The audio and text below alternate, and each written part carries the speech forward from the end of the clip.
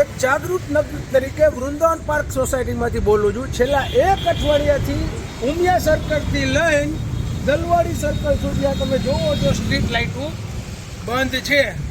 કોર્પોરેટરને એક અઠવાડિયામાં કેટલી વાર રજૂઆત કરી છતાંય કોઈ નિરાકરણ આનું આવ્યું નથી. ન છૂટકે અંતે મારે જયેશભાઈ કાલરિયાને ફોન કરવો પડ્યો કે જયેશભાઈ છેલ્લા એક અઠવાડિયાથી આ લાઇટો બંધ છે, તો હવે આગળની રજૂઆત જયેશભાઈ કરશે. આજે મોરબીમાં ઉમિયા સર્કલથી લઈ અને દલવાડી સર્કલ સુધી ગોકુલ મથુરા પાસે એક અઠવાડિયાથી આ લોકો પરેશાન છે. સ્ટ્રીટ લાઇટો બંધ છે. એમ છતાં પણ આ ચૂંટાયેલા કોર્પોરેટરો, પદાધિકારીઓ, કર્મચારીઓ અને ખાસ કરીને મારે અહીંયાથી યુવા મેયરની બણગા ફૂંકતી ભારતીય જનતા પાર્ટીને કહેવાનું કે આજે મેયરને ફોન કર્યો તો લોકોએ, તો મેયર એવું કીધું કે આજે રવિવાર છે, તમારે જ્યારે લોકોને મત લેવા હોય ત્યારે રવિવાર આડા આવતા નથી અને લોકોના કામ હોય ત્યારે રવિવાર આડા આવે છે. એટલે તમામ ચૂંટાયેલા સભ્યોને વિનંતી કે તમે લોકોના મતથી મેયર અને કોર્પોરેટર તરીકેની ખુરશી ઉપર બેઠા છો.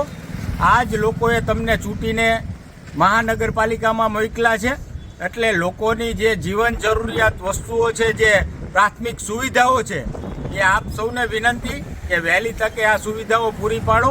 આવતા દિવસોમાં વરસાદી માહોલ છે, ચોમાસાનો સમય છે, એટલે ખાડાની સમસ્યાઓ, પાણીની સમસ્યાઓ, ગટરની સમસ્યાઓ, લાઇટની સમસ્યાઓ અઢળક છે.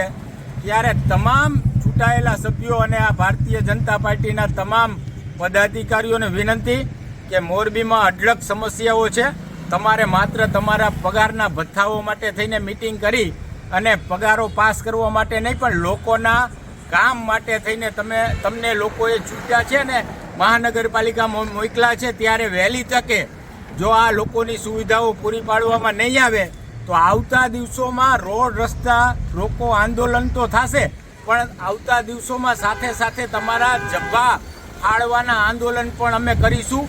આ અહીંયાથી ચીમકી નહીં પણ ચેતવણી આપીએ છીએ. એટલે તમામ નગરપાલિકાના સભ્યોને વિનંતી કે લોકો રોડ ઉપર ઉતરે એ પહેલાં આપ લોકોની સુવિધાઓ પૂરી પાડો. માત્ર ટેક્સના પૈસાથી તમે તમારા પગારના ભથ્થા લઈને તાગડ ધીના કરી કે મેયર પોતાની ગાડીમાં લાલ ગાડીમાં લઈ ફરી અને મોટી મોટી બણગાસો ફૂંકી અને લોકોને લોલીપોપ આપવાની વાત બંધ કરો અને સુવિધાઓ પૂરી પાડો એવી વિનંતી. વોર્ડ નંબર 9ના તમામ જાગૃત આગેવાનોને વિનંતી કે આપ બને ત્યાં સુધી કોઈ પણ કામ હોય તો મારો કોન્ટેક્ટ કરજો. જય હિન્દ, જય ભારત.